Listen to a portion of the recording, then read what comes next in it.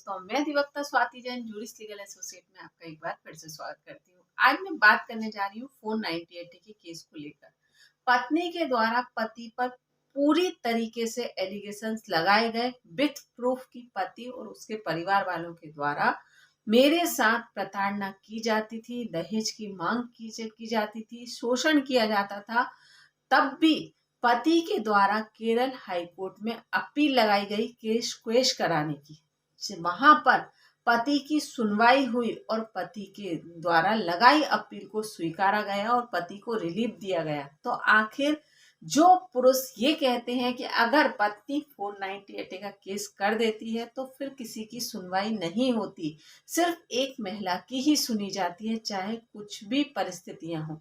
तो इस वीडियो के बाद आपके ये कॉन्सेप्ट दूर हो जाएंगे, क्योंकि यहाँ पर पति के द्वारा अपने अधिकारों की बात, अपने तथ्य और अपनी तरह से अपने केस को सुलझाने के 101% प्रयास किए गए, जिसमें वह उसने रिलीफ भी पाया। तो आखिर क्या था इस केस में, आज हम इसी पर बात करेंगे। जानकारी पूरी पाने के लिए वीडियो में बने रहिए और अगर अभी तक आपने मेरे चैनल को सब्सक्राइब नहीं किया है तो मैं आपसे रिक्वेस्ट करूंगी कि मेरे चैनल को सब्सक्राइब कर लीजिए, ताकि आने वाली वीडियो का नोटिफिकेशन आपको मिल सके। जजमेंट की जानकारी मैं आपको डिस्क्रिप्शन में दे दूंगी। अगर आपसे लिंक ओपन ना हो, कोई भी कंफ्यूजन हो तो आप मुझे व्हाट्सएप पर मैसेज कर पूछ सकते हैं। मैं प्रयास करूंगी कि आपका डाउट क्लियर कर दूं। लेकिन अब हम बात करते हैं कि ऐसी क्या परिस्थितियां थी जहां पर पति के द्वारा केस क्वेश कराने के लिए अपील लगाई गई और यहाँ पर हाईकोर्ट के द्वारा अपील को स्वीकारा भी गया। तो यहाँ पर ये बात जानने योग्य है कि यहाँ पर 498 का केस लगाने के बाद भी पति की सुनी गई। तो यहाँ पर हिंदू मैरिज एक्ट स्पष्ट ये कहता है कि अगर पति पत्नी विवाह कर रहे हैं, मतलब एक महिला या पुरुष वैवाहिक बंधन में बंध रहे हैं, तो उस समय वह पहले से विवाहित नहीं होना चाहिए।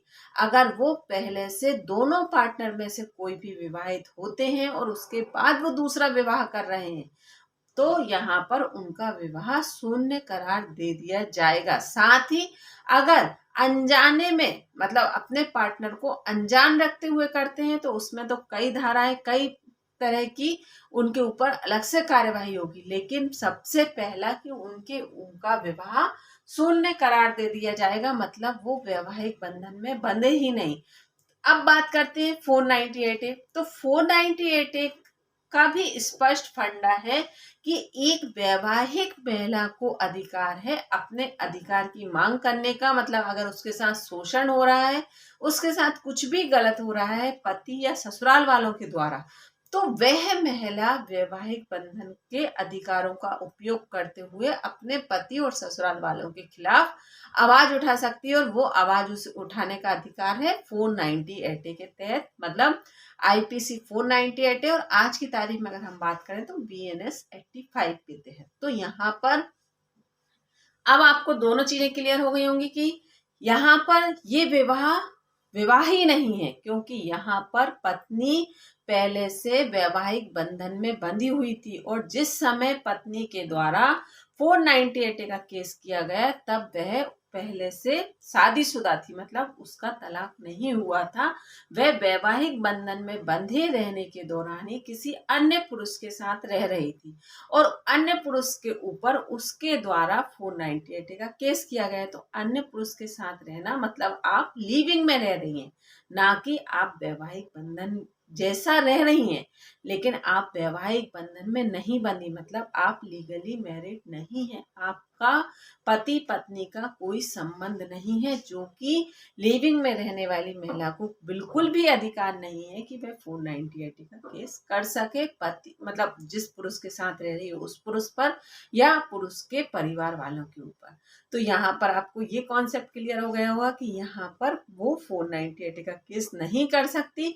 और जो मैंने आपसे कहा कि हिंदू मैरिज एक्ट में स्पष्ट लिखा हुआ है कि अगर विवाह के दौरान, विवाह किसी अन्य व्यक्ति के साथ विवाह करने के दौरान अगर आप पहले से विवाहित हैं तो आपका विवाह शून्य हो जाता है। तो यहाँ पर उस पुरुष के द्वारा केस क्वेश कराने के दौरान ये सारे सबूत दिए गए, सारे एविडेंसेस दिए गए जहां पर ये बात प्रूफ होती है। और साथ ही ये भी तर्क रखा गया कि फैमिली कोर्ट के द्वारा हमारे विवाह को नल एंड वॉइड करार दे दिया गया, मतलब हमारा विवाह शून्य करार दे दिया गया, तब भी पत्नी के द्वारा 498A का केस किया गया। तो जारी परिस्थितियों, सारे तथ्यों को देखते हुए हाई कोर्ट के द्वारा पति की अपील को खारिज किया गया और